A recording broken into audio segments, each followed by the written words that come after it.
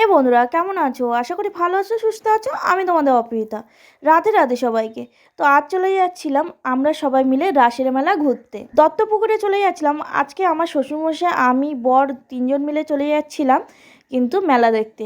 তো এখানে দেখতে পাচ্ছ, আর ট্রেনে যেতে গিয়ে এত ঠান্ডা যে পড়বে কখনো ভাবতেই পারিনি। মানে বাড়িতে অতটা ঠান্ডা লাগছিল না, আর এমনি জ্বর এসেছিল, তার জন্য আরও ঠান্ডা লাগছিল।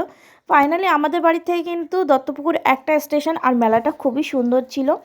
হ্যাঁ, মেলা ঘুরতে আমার সবসময়ই ভালো লাগে। তোমাদের কাছে ভালো লাগে কমেন্ট বক্সে জানাতে কিন্তু একদমই ভুলো না। এখানে আমি আগে আগে যাচ্ছিলাম, আর শ্বশুরমশাই আর বর পেছনে পেছনে আসছিল। শাশুড়ি মা আসতে পারেনি কারণ কাজের ব্যস্ততার ভিতরে। আর আমার মাকে নিয়ে আসার খুবই ইচ্ছা ছিল, কিন্তু নিয়ে আসতে আমি পারলাম না। তারপর ফাইনালি আমরা সবাই মিলে মেলায় ঢুকে গেছিলাম, আর মেলায় গিয়ে প্রচণ্ড হ্যাপি। অনেক দোকান বন্ধ হয়ে গেছিলো, অনেক দোকান খোলা ছিল, আর প্রচণ্ড বড় একটি মেলা। এই মেলাটা আমি ফার্স্ট টাইম এসেছি। আর যে প্যান্ডেলটা করা হয়েছিল সেটা একটা নৌকা, মানে জাহাজ হবে হয়তো, সরি। তো এখানে হচ্ছে একটা যাত্রাপালা হচ্ছিল, সেটা হচ্ছে বামা খ্যাপাকে নিয়ে।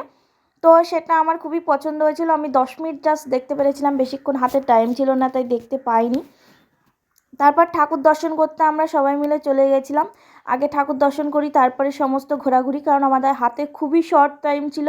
তার ভেতরে সব কিছু ঘুরে দেখতে হবে, তার জন্য আমাদের একটু লেটই হয়ে গেছিলো।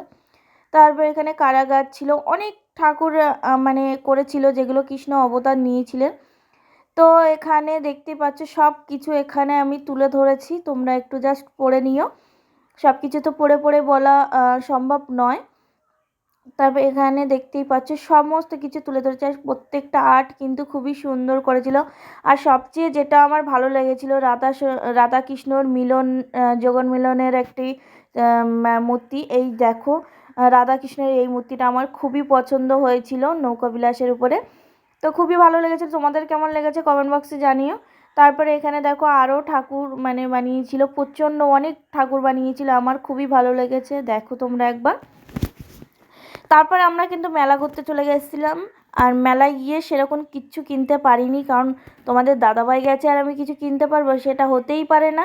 তো দুই একটা জিনিসপত্র কিনতে পেরেছিলাম, তবে সেভাবে কিনতে পারিনি। তারপরে খেতে চলে গেছিলাম মোমো।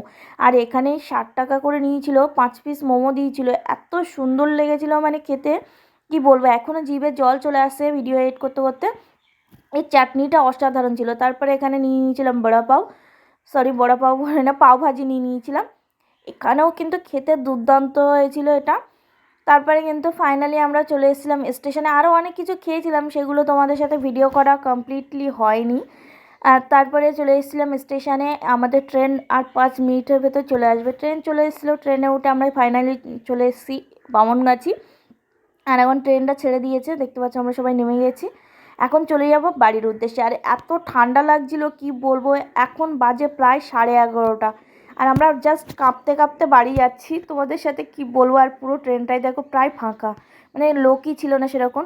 আজকে ভিডিওটা বেশি লং করতে পারলাম না, এখানে এন্ড করছি। ভালো থেকো, সুস্থ থেকো, নিজেদের খেয়াল রেখো। দেখা হচ্ছে একটা পরবর্তী নতুন ভিডিওর মাধ্যমে।